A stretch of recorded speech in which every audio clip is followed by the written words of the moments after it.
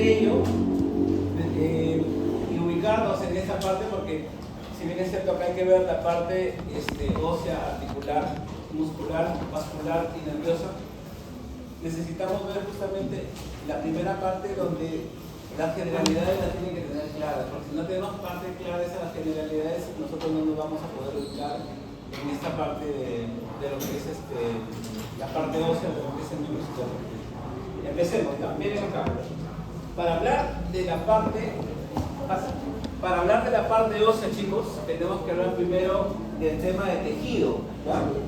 Y cuando uno habla de tejido óseo, tenemos que hablar acá de dos tipos de tejido óseo que nosotros vamos a encontrar. Si nosotros nos ubicamos solamente en el ejemplo del húmero, ¿sí? Nos ubicamos en el ejemplo del húmero. ¿El húmero qué tipo de hueso es? Hueso largo. Pero hay que recordar que los huesos largos tienen dos porciones, que vienen a ser, la parte media se llama diáfisis y los extremos se llaman epífisis. Ahora viene la pregunta, si yo hago un corte a la diáfisis, ahí hay un tipo de tejido óseo. Y si yo hago un corte a las epífisis, ahí hay otro tipo de tejido óseo. La pregunta es, ¿cuáles son estos tipos de tejidos? En la diáfisis, ¿qué tipo de tejido óseo es? Compacto. Y en las epífisis, esponjoso. ¿Estamos de acuerdo o no? Ya, ahí vamos con eso. Ahora nos vamos con el compacto. Yo tengo acá, porque ustedes van a ver ya en la parte práctica, que los huesos tienen unas aberturas. Esas aberturas que tienen los huesos, ¿para qué sirven? Para que ingresen vasos sanguíneos. O sea, el hueso tiene una nutrición, correcto, muy bien. Pero aquí viene el asunto. Van a llegar, perfecto, es una abertura. Pero, ¿y toda la estructura del hueso cómo se nutre? O sea, por dentro, ¿cómo es? El tejido óseo compacto que tú me lo acabas de decir, ¿cómo está formado? Si yo hago el corte, tú me dices ya, eso se llama tejido óseo compacto, pero ¿cómo está formado por dentro? ¿Alguien se acuerda de eso? ¿Alguien se acuerda de eso? No. ¿Cómo dijiste? Osteonas. Muy bien. La osteona es la unidad anatómica. ¿Estamos de acuerdo o no? Pero esa unidad anatómica tiene también otro nombre. Sistemas de Haber o sistemas haversianos. Correcto, ya lo mencionaste ya. O sea, miren acá, quiero que me entiendas esto. Yo hago el corte al hueso, y el hueso al hacer el corte quiero que veas esto. Mira acá. El hueso largo. El lunes que tenía una práctica con unos chicos, tenían una duda. Me decían, doctor, el húmero es un hueso largo, ya. Pero, ¿y la clavícula es un hueso largo? La clavícula es un hueso largo. Tenemos que responder esa duda. Oye, miren acá. Definición de hueso largo. Tiene una parte, una diáfisis y dos epífisis. Pero ¿qué más tiene? Tiene esto de acá, chicos, esto de acá. ¿Qué es esto de acá? Cuando haces el corte, ¿qué es eso? Es una cavidad, un hueco ahí. Se llama cavidad medular. La pregunta es, si yo corto a la clavícula, ¿tiene cavidad medular? No, no tiene cavidad medular. ¿Será un hueso largo? No es un hueso largo. Es un hueso plano. ¿Sí? De ahí lo vamos a ver. Es un hueso plano. Ahora mira acá. Ya tengo el corte. Miren acá, no te pierdas acá. Ahora yo quiero ver esta parte. El espesor del hueso. Recuerda que esto, para que no te pierdas, estamos en la diáfisis. Si tú miras internamente esto, tú vas a encontrar esto de acá. Escúchame, vas a encontrar esto de acá. Microscópicamente se ve esto. Se llaman láminas concéntricas. Láminas. Acá hay una lámina, por acá hay otra lámina acá. Láminas concéntricas. Ahí está. Y obviamente estas láminas, mira, se prolongan. Es decir, el hueso, tú me dices, doctor, esas son las osteonas. Correcto, esas son las osteonas. Pero espera, la ostiona tiene algo acá, mira acá. ¿Qué hay en medio de la ostiona? El conducto de Harris, correcto. Pero ¿es un conducto hueco o tiene algo? Tiene una arteria nutricia, ¿verdad o no? Por ese conducto entonces va a discurrir ese tipo de nutrición. Muy bien, tengo mi hueso, la diáfisis, tengo mi unidad anatómica, sistema de Harris. Hasta ahí estamos de acuerdo.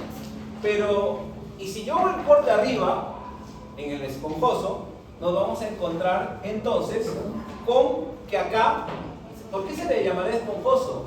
Porque aquí las estructuras, muchachos, son así, son unas cavidades, ahí, son cavidades que te vas a encontrar. ¿Cómo se llaman esas cavidades del hueso esponjoso? Trabéculas, correcto, son las trabéculas. ¿Y las trabéculas están vacías o no?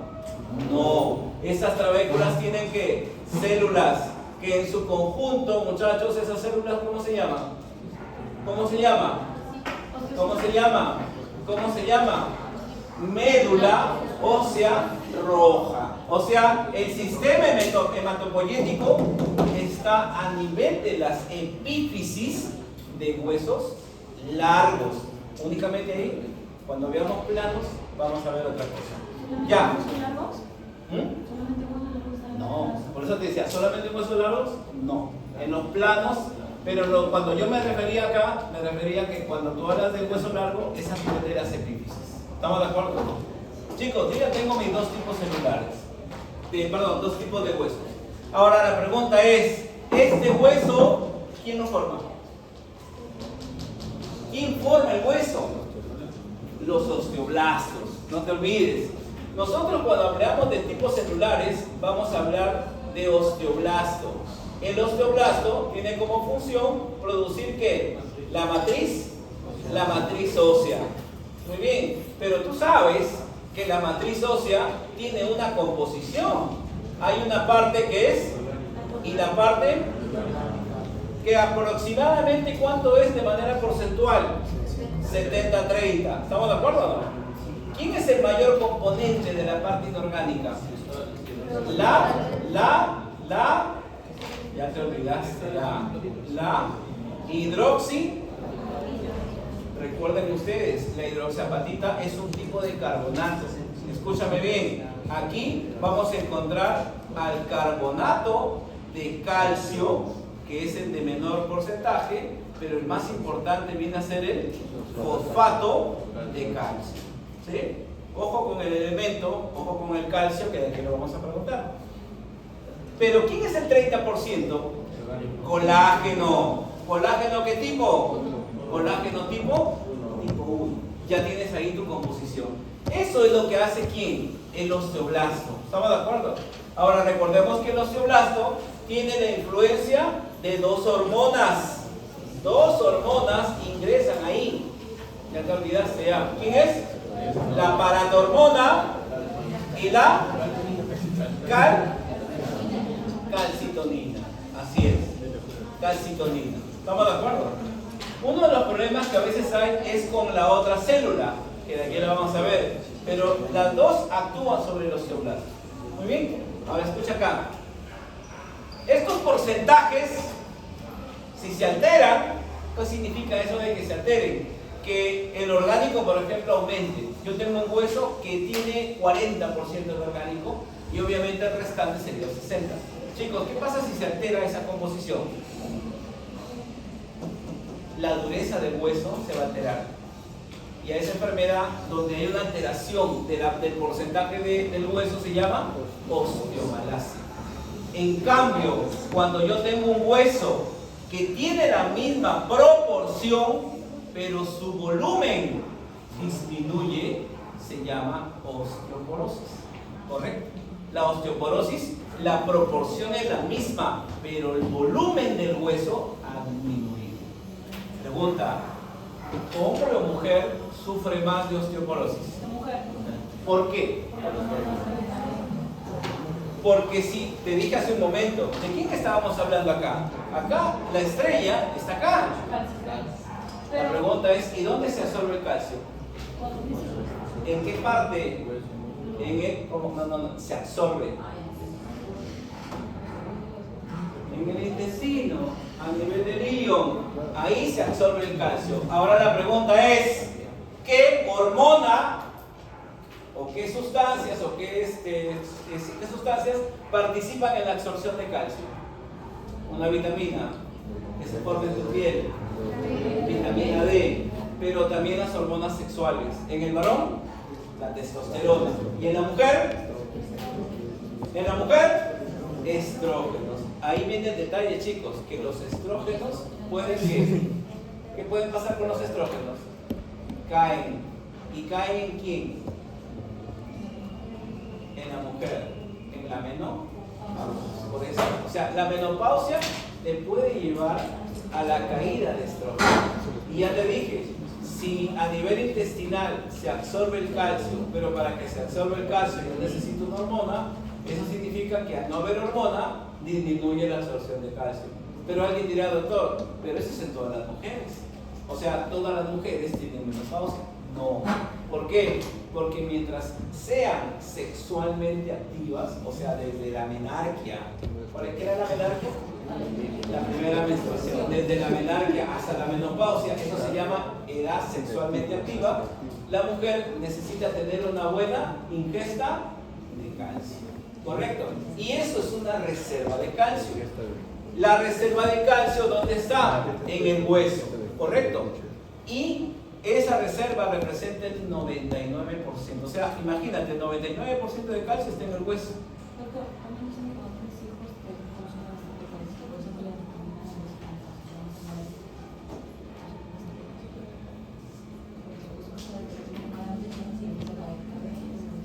Claro, es verdad. Ahora, escúchame acá. Las personas siempre van a venir con un término, ¿no? Te dicen, doctor, me duelen los huesos, necesito calcio. No, tampoco es así, ¿no? Por si acaso.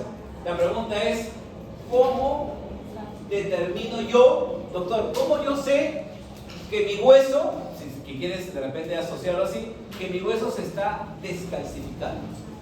Existe un examen. ¿Sabes cómo se llama ese examen? Se llama densitometría ósea. La densitometría ósea sirve para determinar la concentración de calcio en el hueso. La densitometría te arroja 3 resultados: hueso normal, osteopenia. Osteopenia significa que hay una disminución, pero que no hay riesgo de fractura. Y el último puede ser osteoporosis. ¿Estamos de acuerdo? Pero hay un examen. Entonces, no porque me duele el hueso, o sea, todo el que le duele el hueso le vas a dar calcio. No, por si acaso, ¿ya? O el paciente a veces te lo va a pedir, pero no es así. Ahora, y es cierto lo que tú dices, o sea, si una persona le determinan osteoporosis, le tienen que dar como indicación consumir carbonato de calcio, porque así viene en esa presentación, pero además, hormonas. ¿Por qué le dan hormonas? ¿Por qué yo le doy hormonas anticonceptivos? ¿Por qué le doy a una mujer que tiene osteoporosis? Claro, el anticonceptivo no es como anticonceptivo, por supuesto, ¿no? Sino es como un coadyuvante a nivel intestinal para que pueda permitir la absorción de calcio. Por eso se le da, ¿no? Y obviamente a las mujeres, han visto que toda mujer que usa anticonceptivos normalmente tiende a engordar y no quieren perder la figura, no les importa el anticonceptivo. Pero ese es el riesgo que puede producir, ¿no? Las fracturas, ¿no? Bien, chicos, ya. Ahora, el osteoblasto, escúchame acá, me has hablado que está influenciado por la acción de 2 hormonas. Ya, estaba bien ahí, la paratormona y la calcitonina. Pero, ¿qué hace la paratormona a nivel del osteoblasto?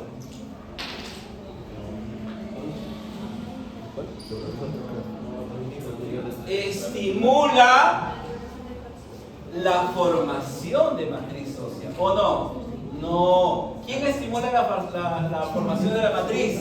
La calcitonina. Pero, ¿y qué hace la paratormona? ¿Sabes qué? Escúchame, lo que pasa es que muchas veces ahí te has equivocado. Hay otra célula, pero que no es de origen óseo. Es un monocito diferenciado. ¿Quién es? osteoclasto. El osteoclasto no tiene función, porque a veces tiene ese problema acá. Porque uno dice, oye, pero me han dicho que la paratormona. No. La paratormona actúa sobre el osteoclasto, pero ¿sabes para qué?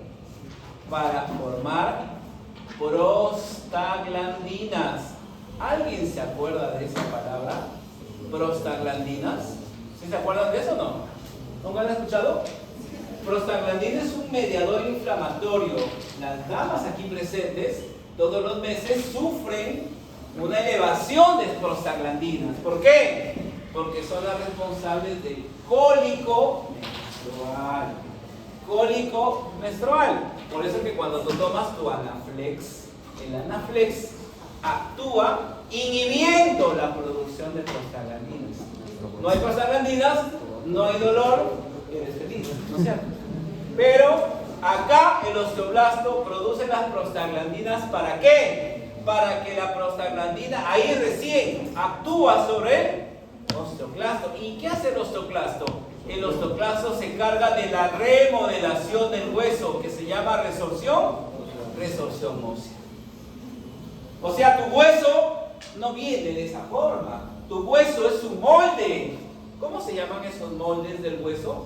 Se llama, uno, osificación endocondral, ¿ya te acordaste? Y la otra se llama intramembranosa. Y la endocondral es para los huesos, habla, largos. Y la intramembranosa para los huesos plano. La escápula es un hueso plano, ¿sí? Y un corto tiene ambas, o sea, una osificación mixta. ¿Estamos de acuerdo? Pero quien le va a dar la forma al hueso es el osteoclasto. ¿Estamos de acuerdo? El osteoclasto es el que le da esa forma. Es el macrófago, por supuesto, ¿sí? Bien, chicos, ahora ya tengo definido mis dos tipos de tejidos. Ya tengo definido mis células. Oye, pero esta célula no toda la vida es inmadura. ¿Alguien se acuerda de esa frase, no? El sufijo blasto es inmaduro. No toda la vida va a ser inmadura, ¿verdad? En algún momento madura, ¿verdad? Para convertirse en ¿qué? Y va a formar parte del tejido maduro, ¿sí? Queda atrapado ahí, en la célula ya, propiamente del hueso. Chicos, ahora, veamos, ya tenemos identificado esto, vamos ahora al tema de los huesos. En el caso de los huesos, habíamos hablado que el hueso, miren, tiene una envoltura, una lámina, una membrana que los envuelve. Cuando tú te golpeas la parte anterior de la tibia, a nivel de la pierna, ¿duele o no duele? Pero ¿qué es lo que duele? ¿El hueso duele? ¿El hueso duele? Duele la membrana externa. ¿Cómo se llama esa membrana? Periósteo. Correcto, periósteo. Y el periósteo que está envolviendo el hueso, imagínate una cinta de embalaje. ¿Ya? Tienes una cinta de embalaje pegada a un palo de escoba. Cuando tú lo miras con detalle y empiezas a retirar esa cinta, vas a ver que hay unas fibras, ¿sí o no? Fibras muy delgaditas, como que se estuvieran despegando, ¿no? Y esa es otra pregunta clásica que uno hace en los exámenes. ¿Cómo se llama? Las fibras que unen el periósteo al hueso. La respuesta es fibras de Sharpey. Son fibras de colágeno, ¿correcto? Y esas van a mantener fija el periósteo al hueso. Fibras de Sharpey. ¿Muy bien? Muy bien, chicos. Otra cosa. ¿Cómo crece tu hueso? Tu hueso crece en longitud y también en diámetro. ¿Está bien o no? Chicos, cuando es un hueso largo, el hueso largo tiene una zona, aquí hay una zona entre la diáfisis y la metáfisis. ¿Cómo se llama eso de ahí?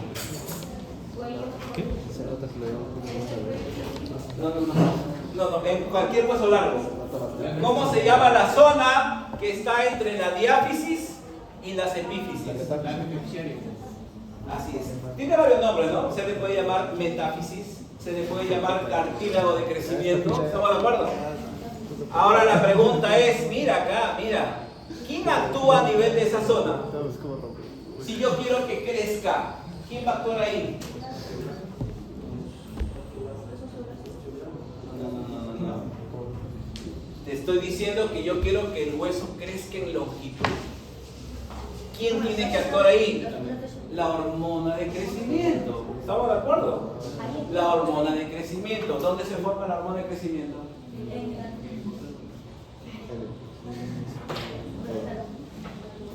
Hormona de crecimiento. Hipófisis. ¿Y en qué hueso se aloja la hipófisis? En la silla turca de esfenoides. Silla turca del esfenoides. Ahora, escúchame bien. Ustedes sabían que hay niños pequeños que hacen hepatitis. Escuchan, porque esta parte, vuelvo a repetir, la memoria no nos ayuda mucho. Tenemos que entender las cosas en fisiología. Chicos, niños con hepatitis y no crecen. La pregunta es, ¿tendrá que ver algo el hígado para que pueda crecer el hueso? Sí.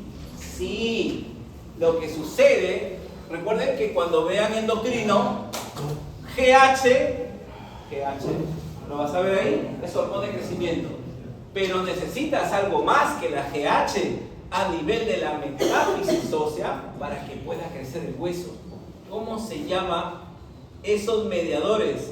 Somato, así se llama, somatomedina. Y estas somatomedinas, ¿dónde se forman? En el hígado, ¿correcto? Por eso es que las hepatitis, al destruir el hígado, van a impedir que la hormona actúe de manera adecuada. O sea, va a crecer, pero no de manera adecuada, ¿sí? Entonces, a ese nivel de la metáfisis actúan estas dos, la hormona de crecimiento y la somatomedina, que se forma ¿dónde? En el hígado. ¿Estamos de acuerdo? ¿Cierto? Ahora, pero ese es para el crecimiento en longitud. Y si yo quiero que crezca en grosor, ¿quién actúa ahí? El periósteo, que lo habíamos hablado hace un momento, el periósteo. Por eso es que el periósteo tiene varias funciones. Sensibilidad. ¿Qué más? Crecimiento en diámetro. ¿Qué más? Inserción muscular. Es decir, dentro de lo que es el hueso, y aquí vamos a hablar ya de esa parte, existen tuberosidades, impregnaciones óseas, pero la parte más superficial es el periósteo. Y es ahí donde se va a formar, se van a insertar los músculos. Otra cosa, cuando existe una fractura, el hueso se repara. ¿Cómo se repara un hueso? A través de un callo, el callo óseo. Y la pregunta es, ¿quién forma el callo óseo? El periósteo, ¿correcto? Porque también tiene estas células. Sí, también tiene estas células. Bien, chicos. Ahora, escúchame bien acá. Te lo he dicho hace un momento, chicos. ¿Cómo se llamaba esto de acá?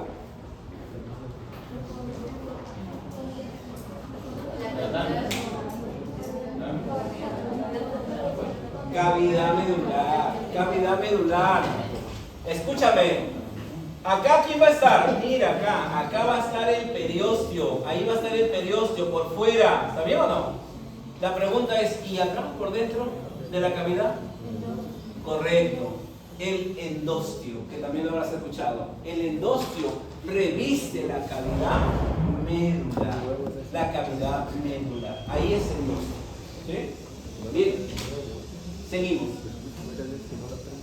Habiendo ya aclarado algunas cosas generales, por eso de acá, chicos, es una articulación de todo lo que tenemos que ahora para hablar del hueso. Vamos ahora a ubicarnos en la parte ósea. Esqueleto. Dos partes tiene el esqueleto: esqueleto axial y esqueleto apendicular. El esqueleto axial, ¿cuántos huesos?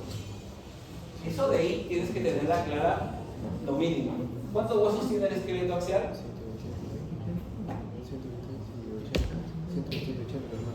80 tiene el esqueleto axial. ¿Y el apendicular?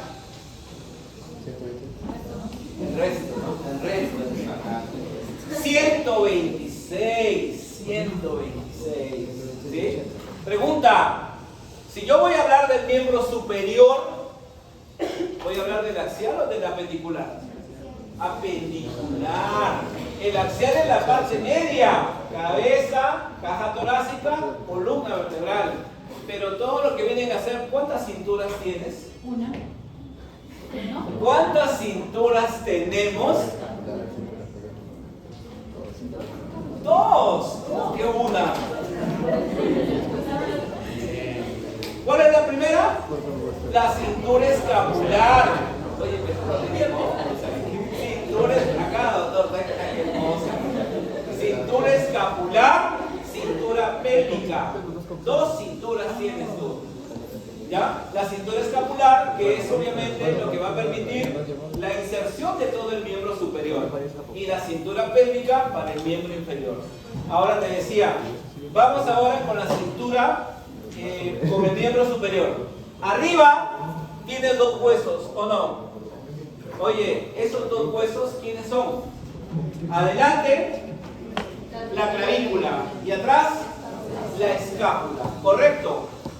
Sin embargo, hay un hueso, que es el que estamos utilizando como ejemplo, que se va a unir a esta zona. En este punto, tú vas a encontrar dos articulaciones. ¿Estamos de acuerdo? Una que se da entre la clavícula y la escápula, que se llama la articulación del hombro, y la otra articulación que se da entre el húmero y la escápula. ¿Estamos de acuerdo? Ahora escúchame, articulación, siguiente término que estamos viendo acá. Cuando tú me hablas de articulación, debes saber que las articulaciones, ¿cuántas son? 3. Las que no tienen movimiento, sinartrosis. ¿Estamos de acuerdo o no? ¿Dónde están las sinartrosis?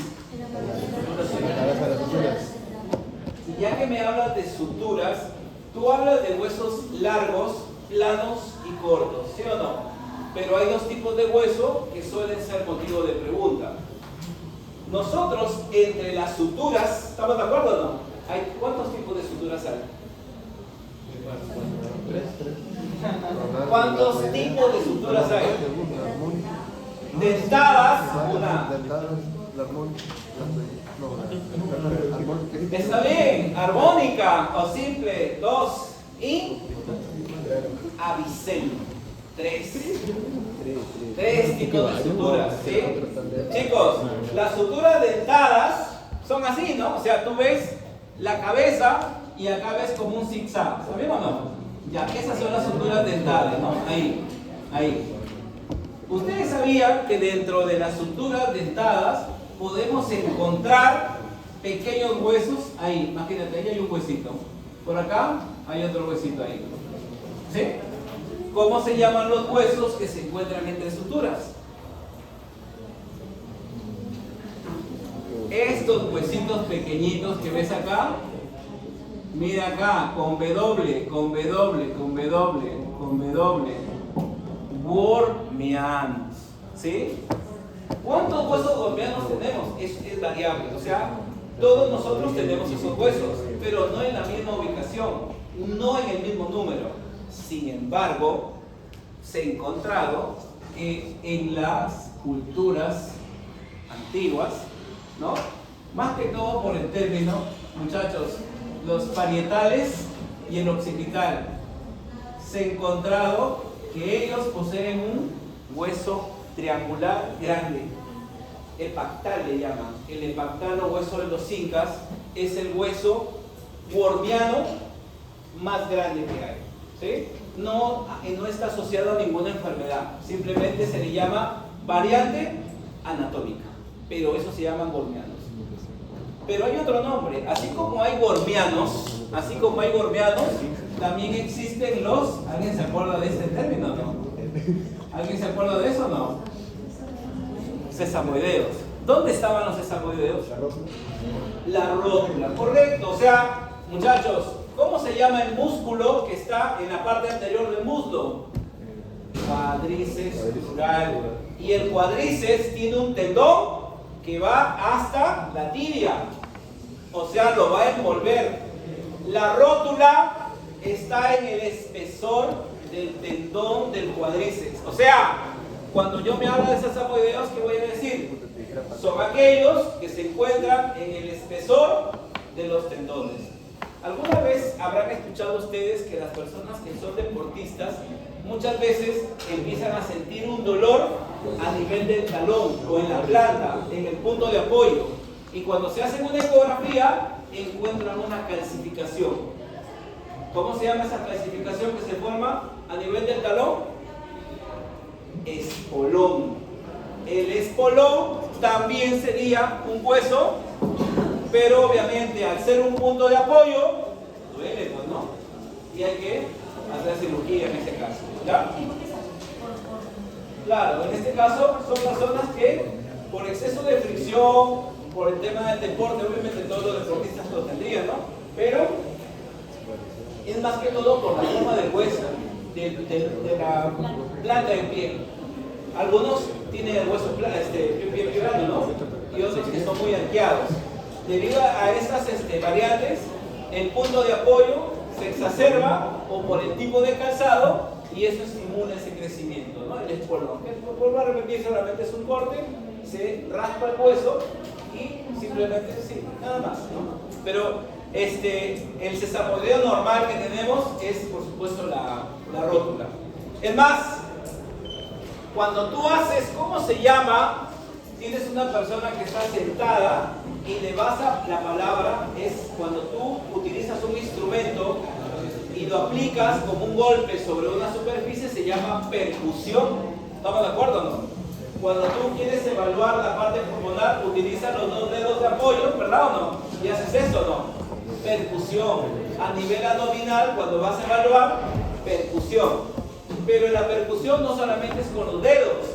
La percusión puede ser como un martillo de goma, no un martillo, ¿verdad? Un martillo de goma, pero la percusión, ¿dónde se hace para ver el reflejo rotuliano? Debajo de la rótula, no encima de la rótula, es golpe, no, debajo es el golpe. ¿Y qué va a pasar si golpeas? Se extiende la pierna. ¿Por qué? Porque lo que estás haciendo es estimular al cuádriceps. ¿Y qué es el cuádriceps? Un extensor de la pierna en este caso, ¿ya? Bien, seguimos. Pero me decías que la sinartrosis son las suturas, pero también ¿cuál es el otro grupo? Las anfiartrosis, que son normalmente las que están a nivel de la columna, ¿verdad? La columna vertebral tiene anfiartrosis. Y finalmente las diartrosis. Ojo, pero las diartrosis son 6 o no? Sí. ¿Quiénes están acá? Las que son planas, las artrodias. Las que son en polea o gínglimo, las tropiares. Las que se dan entre una base de segmento cilíndrico, que vienen a ser las trocoides. ¿Sabían o no? También están las que son en una superficie semiesférica, ¿no es cierto? Que son las que tienen amplio movimiento, que son las enartrosis. También se dan las que en los huesos tienen justamente una especie de cabeza que se le llama cóndilo, ¿no? Que de ahí viene el nombre de estas articulaciones, ¿no? Condilias. Y finalmente, por supuesto, las de llamadas encaje recíproco, o en silla de montar, que también les llaman. Chicos, ¿por qué les hago esa aclaración? Porque cuando ustedes hablen de las articulaciones de acá del hombro, vamos ahora ya con la articulación del hombro, la pregunta es, en el hombro, vamos a la escápula. La escápula, muchachos, tiene una particularidad. Miren acá, la particularidad es que la escápula va a presentar una espina, ¿verdad? Y la espina va a terminar en una apófisis que se llama coracoides. Pero eso es por la parte posterior.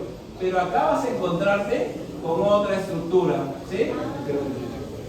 Esta estructura, que le voy a poner acá una X, esa estructura, ¿estamos de acuerdo o no? ¿Sí? Esa estructura que estamos viendo acá con una X, ¿sí? Tiene un nombre. ¿Cómo se llama? acromion. Acromion, muchachos, el acromion. Y ese acromion tiene una particularidad. El acromion se va a unir ¿con quién? Con la clavícula. Pero el acromion es plano. Y la clavícula, recuerda que la clavícula tiene dos extremos. Un extremo medial, porque se acerca a la línea media, y un extremo distal. El distal es plano. Y el acromion es plano. O sea que se va a dar una articulación entre dos superficies planas. Y eso se llama artrosis. ¿Estamos de acuerdo? Entonces, si te preguntan, la articulación acromioclavicular es una articulación de tipo artródico, que se da entre dos superficies planas. Bien. Pero, ¿y dónde viene el húmero? El húmero, cuando viene, el húmero tiene una cabeza. Y la cabeza del húmero va a venir aquí. ¿Cómo se llama este área de lo que es la escápula? Correcto. Se llama la cavidad ¿qué? Glenoidea. Glenoidea. Y ahí va a venir la articulación del brazo, ¿no es cierto? Que por así es, se toma la raíz, ¿sí o no? La articulación se llama glenohumeral. Pero si te das cuenta, es una superficie, ¿no? Cóncava, donde va a entrar la cabeza, que es casi, ¿no? Una porción esférica, va a ingresar la cabeza del húmero. Y a esa articulación se llama enartrosis. ¿Estamos de acuerdo? Ya la estás aclarando, ¿eh? Es una enartrosis. Oye, las enartrosis tienen una particularidad. Chicos, miren acá. ¿Qué movimientos puedes hacer con el brazo? Elevación, ¿sí? Descenso. ¿Cómo se llama cuando una estructura se acerca a la línea media? Aducción. Y cuando tú lo alejas, ahí es abducción. Pero también yo lo que puedo hacer es un movimiento de 360 grados, que es una circunducción. La circunducción muy particular lo hace justamente la articulación glenohumeral. Bien, ahora escucha acá. Tu brazo está fijo, o sea, la razón por la cual los brazos tienen una postura, desarrollan por supuesto una serie de movimientos, pero tienen una fijación, se debe ¿a qué? A que en la parte posterior de la escápula tenemos que encontrar algo importante. ¿Te acuerdas que yo te había mencionado que eso se llama que la espina, ¿verdad o no? ¿Eso qué quiere decir? Que en la parte superior vamos a encontrarnos con un músculo que está encima de la espina, el supraespinoso. ¿Estamos de acuerdo o no? Supraespinoso. O sea que el músculo que se encuentre debajo de la espina se va a llamar ¿qué? Infraespinoso. Por acá te vas a encontrar un par de músculos. ¿Estamos de acuerdo o no? ¿Quién son? El redondo menor y el redondo mayor. Ahora escúchame. Alguien dirá, pero ¿cómo es que se está hablando que el brazo tiene una fijación si me está hablando usted de músculos que se unen solo a la escápula? No, esos músculos van a venir ¿a dónde? ¿A dónde? Van a venir justamente al húmero. ¿Estamos de acuerdo o no? Van a venir al húmero obligatoriamente, ¿no es cierto? Y el húmero, tú me has dicho, oye, pero doctor, el húmero tiene una cabeza, correcto, y que tiene una delimitación, ¿no? Bien definida, porque la cabeza es lisa, pero hay un borde acá, ¿no es cierto? Que lo va a delimitar. ¿Cómo se llama ese borde? El cuello anatómico. Muy bien. Sabemos que cuando una persona sufre una gangrena y hay que hacer una amputación, no se hace el corte ahí. ¿Por qué? Porque está dentro de la cápsula articular. Y no vamos a destruir la cápsula. Entonces, ¿qué se hace? Se hace una línea imaginaria donde estaba la metáfisis. ¿Se acuerdan de la metáfisis? Unión de epífisis y diáfisis. Una línea imaginaria, y a eso se le llama el cuello. Ya está. Ahora, mira, pero seguimos sin responder todavía esto.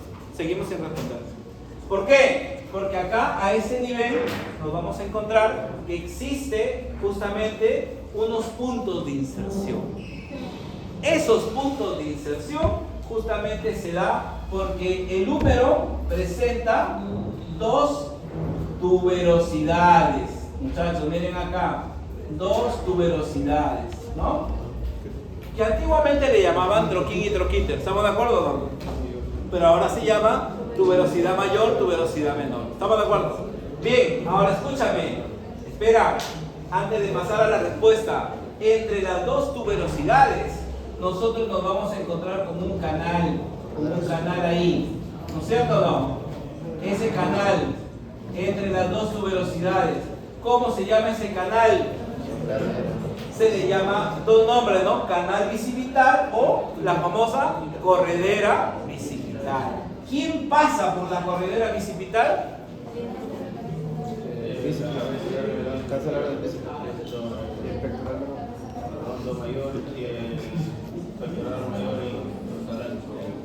No. ¿Quién pasa por el canal? Ya lo estaban diciendo para las chicas.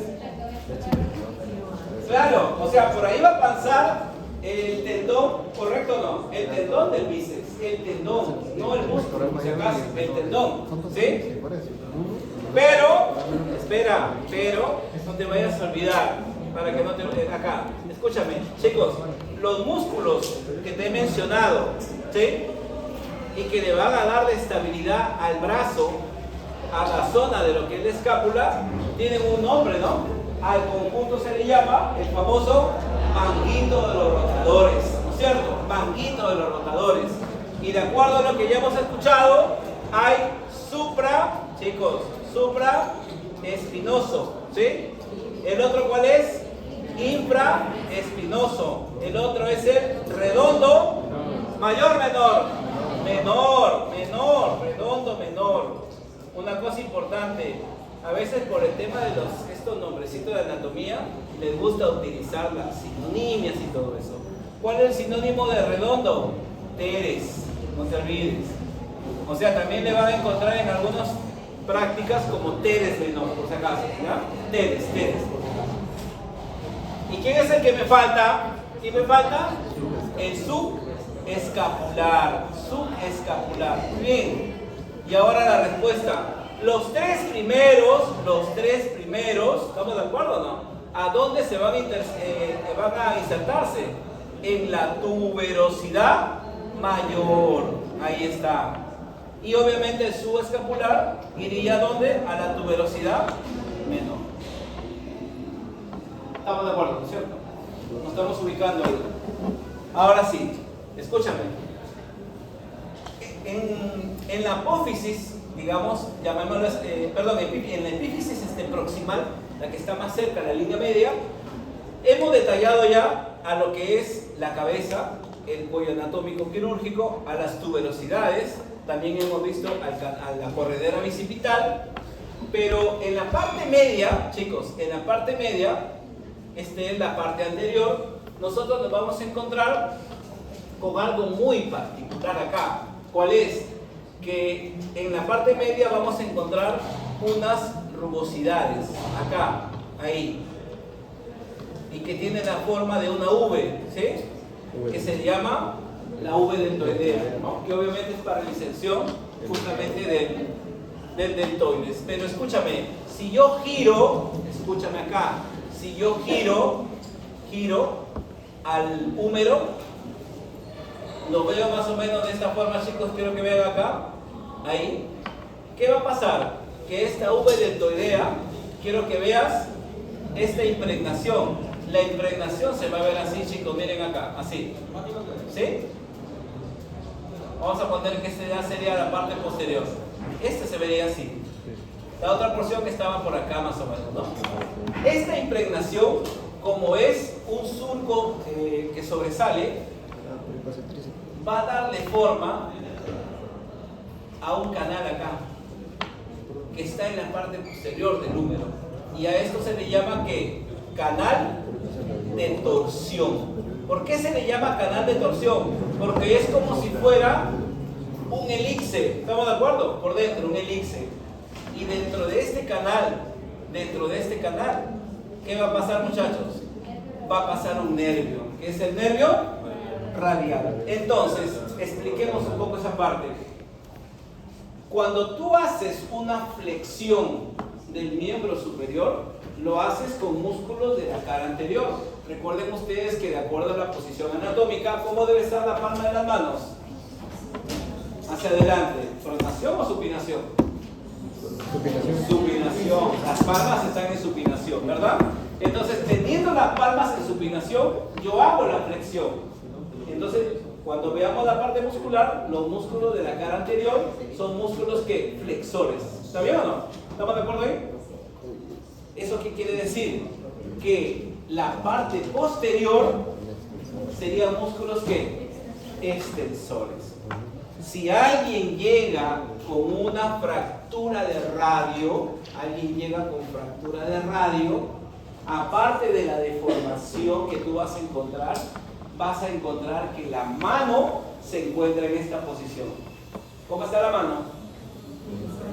Doblada, o sea, flexionada. ¿Y por qué está flexionada? Si hay daño del radial, ¿sabía o no? ¿Dónde está el radial? En la parte posterior. O sea que si está en la parte posterior, debe inervar a músculos flexores o extensores. Extensores. Obviamente la mano está flexionada porque hay incapacidad de extenderla. ¿Estamos de acuerdo? Porque obviamente el músculo, el nervio inerva a los extensores. ¿Sí? Bien. Ahora, vayamos ahora a la epífisis distal. La epífisis distal del húmero tiene más o menos esta forma, así muchachos, miren ahí. Ahí, acá tiene esta forma, tiene la forma de un rodete, ahí más o menos, y acá tiene una tuberosidad, y acá hay algo pequeño. Así es el húmero ahí, ¿sí? El húmero, este rodete, es una polea, y esta polea del húmero tiene un nombre, tróclea, correcto, se llama tróclea. Hay obviamente una superficie articular interna que como está arriba de la tróclea se va a llamar epitróclea. ¿Está bien o no? Escúchame, entre ambas, mira acá, entre ambas tuberosidades, tróclea y epitróclea, ¿hay un canal o no? Acá interno, es interno, ¿ah? ¿Y alguna vez te has olvidado de eso? ¿Quién pasa por ahí? El nervio cubital, no te olvides. El nervio radial pasa por el canal de torsión, me lo acaba de decir. Canal de torsión es para el nervio radial. Pero por aquí, entre ambas, aquí en esta zona, por aquí va a pasar ¿quién? El nervio cubital. ¿Correcto? Ahora escúchame. Este otro proceso que está acá, ¿cómo se llama? Se llama cóndilo, es lo que me estaba diciendo. Y obviamente la parte superior se va a llamar epicóndilo. Pero no te olvides, volvemos acá. La parte interna se puede palpar la epitróclea, interno, medial. Y afuera se puede palpar el epicóndilo. ¿Está bien? El epicóndilo es lateral y la epitróclea medial. Chicos, ahora viene el tema. Ya hemos hablado de las articulaciones del hombro y del brazo. Una artrodia, ¿sí? Y una enartrosis. ¿Está bien? La pregunta es, aquí es la articulación del codo. ¿Está bien, mamá? Y en el codo tenemos tres articulaciones. Tres. La primera se va a dar entre ¿quién? Entre el cúbito y el húmero. El cúbito tiene un gancho. ¿Se han visto el cúbito, verdad? Tiene un gancho, ¿no es cierto? Y ese gancho, miren acá, en su parte posterior, tiene una prominencia que obviamente nosotros la palpamos, ¿no? Y que sirve de apoyo cuando tú escribes ahí, ¿no? El codo. ¿El codo es un hueso? No. El codo es una prominencia ósea. ¿Y cómo se llama esa prominencia del cúbito? Olecrano. Olecrano, correcto, olecrano. El olecrano es como una cuchara que va a entrar así, miren, ahí, en la tróclea. ¿Estamos de acuerdo? Ahí va a entrar en la tróclea. Y como la tróclea es una polea, las poleas solamente hacen este movimiento. ¿Cuál es? Flexión y extensión. ¿Estamos de acuerdo? Cuando hemos hablado de de la articulación del hombro hemos hablado de elevación, descenso, aducción, abducción, circunducción. Pero cuando tú me hables de la articulación del codo, exactamente entre el húmero y el cúbito, solamente es que flexión y extensión. Y mira, ¿cómo se llama esa estructura? Ya está el nombre, ¿no? O sea que la articulación entre el húmero y el cúbito es una articulación troclear. Primera articulación. Ya, pero esa es la del cúbito. ¿Y la del radio? Ah, el radio. Aquí te estoy diciendo, miren chicos acá, voy a ponerlo de manera imaginaria. Aquí va a venir el cúbito tiene esta forma atrás. Miren acá chicos, no te pierdas. Ahí va a venir el cúbito ahí. ¿Sí se ubica? Ahora vamos con el radio. El radio tiene una cúpula. Aquí miren, una cúpula, así. Es como un cilindro, quiero que lo veas por favor, es como un cilindro. Y acá se va a extender el radio así. El radio viene por acá. ¿Sí? ¿Cómo se llama a la estructura del húmero que se une al radio? Cóndilo. O sea que la articulación se va a llamar, ¿qué, chicos? Condilia. ¿Estamos de acuerdo o no? Sí. ¿Sí? ¿Está de acuerdo o no? Y nos queda una articulación. ¿Cuál es la que falta? La radiocubital. Escúchame. ¿Ves este? Quiero que veas acá, por favor. Mira. Esta parte del radio, miren chicos acá, esta parte del radio se llama cúpula radial. Cúpula radial. Y acá el cúbito, miren acá chicos, acá el cúbito va a formar esta estructura. Quiero que vean acá, miren acá por favor, ahí.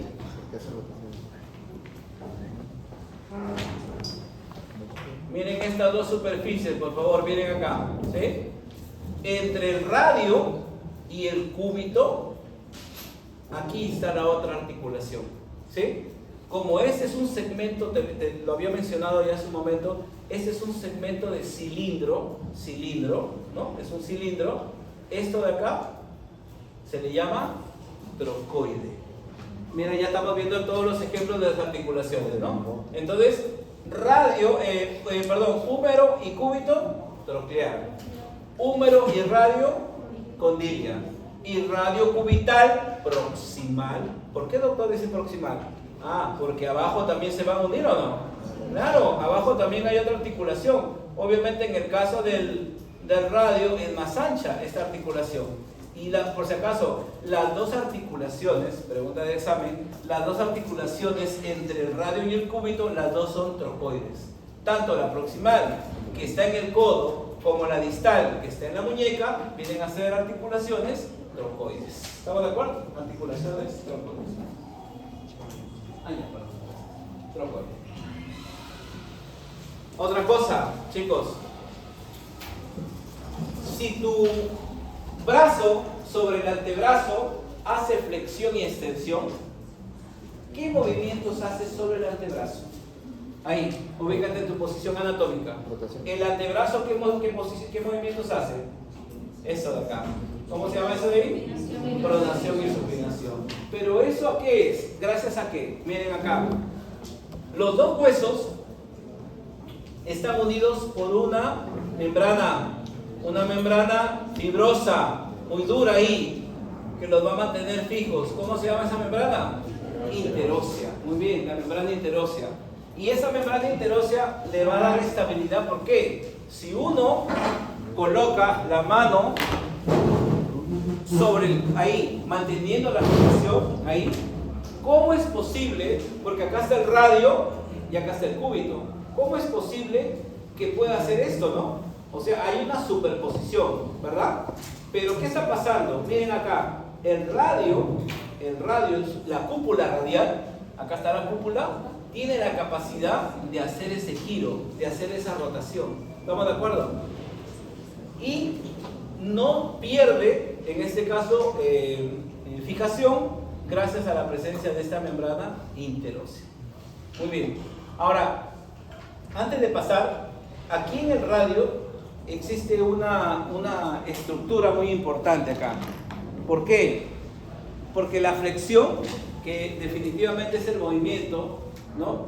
Clave que se da en el miembro superior se da a través de un músculo, ¿verdad? El músculo que bíceps. Y el músculo bíceps, tú me has dicho, a nivel del húmero, en la epífisis proximal, su tendón pasa por la corredera bicipital.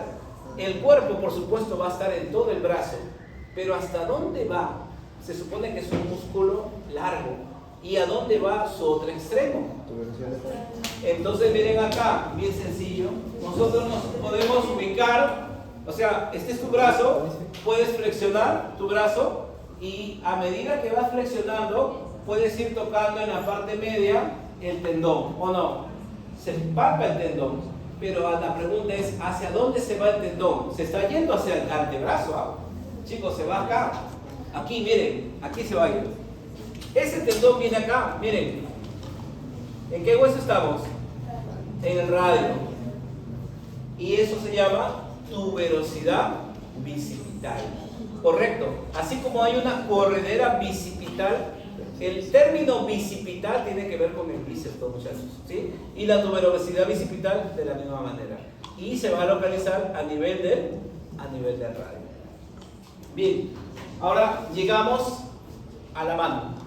La mano, chicos, ¿cuántos huesos tiene? La mano, ¿cuántos huesos tiene? Ya te vas a poner a contar. 27 huesos, 27. Y no te vayas a olvidar que el pie tiene el mismo número o no. No, el pie tiene uno menos, 26. Vamos al toque para diferenciarlo, chicos. La mano tiene 3 regiones, ¿o no? A nivel óseo. Carpo, metacarpo y falanges. Ahora, vayamos a las falanges. ¿Cuántas falanges tienes en la mano? 3 falanges en la mano. 14, ¿no es cierto? Porque el pulgar tiene... Y recordemos que es falange proximal, media y distal. ¿Ya? Falangina, falangeta, falanjota, no, ya son términos antiguos. Ya, escúchame. Las falanges en la mano y en el pie es igual, así que por ahí no viene la diferencia. Vayamos a la parte media. Metacarpianos y metatarsianos. ¿Es el mismo número? ¿Cuántos metacarpianos tienes en la mano? Metacarpianos. ¿Pero por qué lo piensas? A menos que tengas polidactilia. ¿Alguien tiene polidactilia acá? No. 3. Va a sacar 14. Chicos, el número de metacarpianos es 5. Claro. Y el número de metatarsianos, igual. También. Sí. Escúchame. Entonces la diferencia está en la primera región. El carpo, ¿cuántas regiones tiene? Perdón, ¿cuántos huesos tiene el carpo? 4. Tiene 8. ¿Y el tarso? 7. Correcto. Vayamos a lo que es el carpo. Ahora, acá el nombre es en función a la posición anatómica. La posición anatómica de la mano, tú lo has dicho, palma adelante en supinación, pero en esta posición. Significa entonces que la primera hilera que está cerca al radio cúbito se llama proximal. Y la segunda hilera, que está más lejos, sería distal. La primera hilera, ¿quiénes son los huesos de la primera hilera? Escafoide semilunar, piramidal y pisiformes, correcto. Y la segunda hilera, trapecio, trapezoide, grande y ganchoso. Los nombres están en función de afuera hacia adentro. ¿Estamos de acuerdo? Cuando tú me hables de metacarpianos, el primer metacarpiano está en relación al pulgar o al meñique. El primer metacarpiano está en función al pulgar o al meñique. Al pulgar. Claro, primer metacarpiano es el pulgar, por si acaso. ¿Sí? Bien. Ahora, ¿y en el pie? En el pie, ¿cómo está tu pie? Así está tu pie. No, pues no, ni que caminar ese pedo. ¿Tu pie tiene esta postura o no? Lo que indica que las hileras, estás en esta posición. La hilera del tarso se llama ¿qué? Posterior, formada por 2 huesos, Y la de adelante, que son los 5 huesos, sería hilera anterior. Por eso no lo vayas a confundir. En el carpo es proximal y distal, las hileras. Y en el pie es posterior y anterior. No lo vayas a confundir. ¿Sí? Bien. Ahora, el radio, su porción distal, se articula con los tres primeros huesos de la hilera proximal. O sea, ¿con quién? El escafoides, semilunar y el piramidal. Ahí viene esa articulación, ¿ya? Acá, con lo que es la región de la mano acá. Chicos, y acá hay un detalle, ¿no? Aquí es donde vienen a veces las confusiones, porque ya hasta acá hemos visto 5 tipos de articulación. Pero aquí, escúchame, te vas a encontrar, ¿qué hemos dicho? Carpo, metacarpo y falanges. La articulación entre los huesos del carpo se llaman intercarpianas. La articulación entre el carpo y metacarpo, ¿cómo se llama? Carpo-metacarpianas. Las que se dan entre el metacarpo y las falanges, metacarpo-falángicas. Y las que se dan entre falanges, interfalángicas. ¿Estamos de acuerdo? Vuelvo a repetir, si es en el carpo, intercarpianas. Si es carpo y metacarpo, carpo-metacarpianas. Si es metacarpo y falanges, metacarpo-falángicas. Y si son solo falanges, interfalángicas. ¿Estamos de acuerdo? Bien. Chicos, uno hace esta posición de la mano, ¿sí? ¿Cómo le llaman ustedes a estas prominencias? Nudillo le llaman, ¿no? Pero, ¿a quién pertenecen? A los, estoy dando la respuesta, a los metacarpianos, es los metacarpianos. ¿Y qué forma tienen? De nudillo. No, tienen forma de cóndilos, esos son cóndilos, ¿sí? Ya te imaginarás el nombre de las articulaciones, ¿no es cierto? ¿Ya? Sí, escúchame bien. Hemos hablado de 2 nervios hasta ahora, ¿verdad? El nervio radial, el nervio cubital. Pero falta uno, que justamente viene en la parte distal, se localiza muy bien entre ambos huesos, ¿no? El nervio mediano. Sí. El nervio mediano tiene una particularidad, ¿no? Porque junto al radio y al cúbito en la mano tienen una inervación muy particular, ¿no? Para ver, ojo, una cosa es sensibilidad y otra cosa es motricidad. Eso es algo que tú tienes que ir aprendiendo definitivamente. Cuando han visto ustedes, o se va a ver pares craneales, una cosa es sensibilidad, otra cosa es motricidad y otra cosa es sensorialidad, por ejemplo, ¿no? Te pongo un ejemplo nada más, la lengua. ¿Quién mueve la lengua? ¿Qué nervio? El hipogloso, ¿no es cierto? Par número 2. Ese es el movimiento. Ahora, el sentido del gusto. ¿Qué nervios llegan a la lengua para el gusto? El séptimo, el facial. La lengua tiene una parte que lo divide en anterior y posterior. ¿Cómo se llamaba esa parte? La V deltoidea, me vas a decir. No, se llama la V lingual.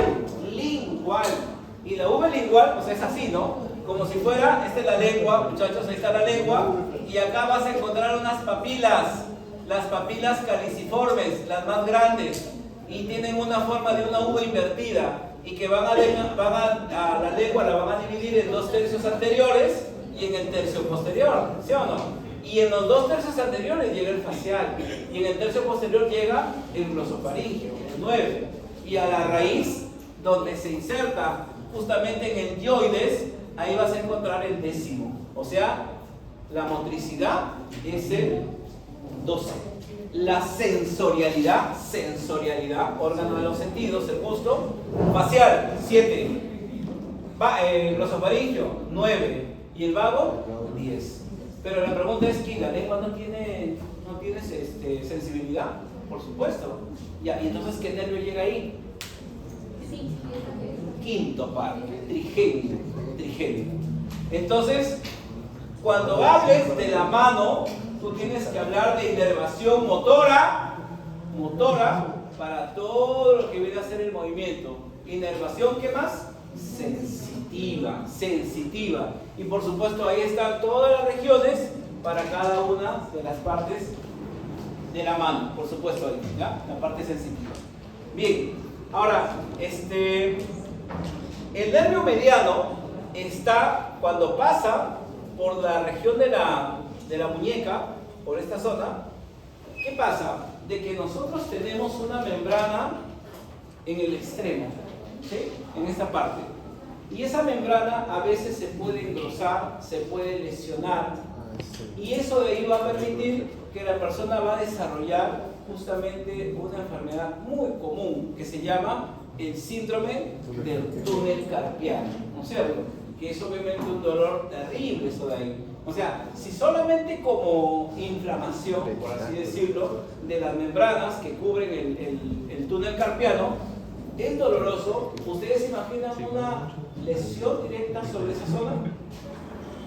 Y ahí viene un poco la explicación que durante la crucifixión nunca el clavo pasó en la mano, ¿no? Porque en la mano, ¿cuál va a ser la razón de ser del apoyo del cuerpo? No hay, ¿no? Simplemente se dice que la crucifixión tuvo que ser aquí, a nivel entre la articulación radiocubital distal, y por ahí pasa el llanto. Y eso explica el tema del dolor, ¿no? El dolor obviamente fatal, ¿no? Pero para que tengan una idea, ¿no? De las características del mediano que pasa a este nivel. ¿Ya? Chicos, ¿pasaron la lista? ¿La lista? ¿Están todos ahí? ¿Todos se han apuntado? A ver, por favor.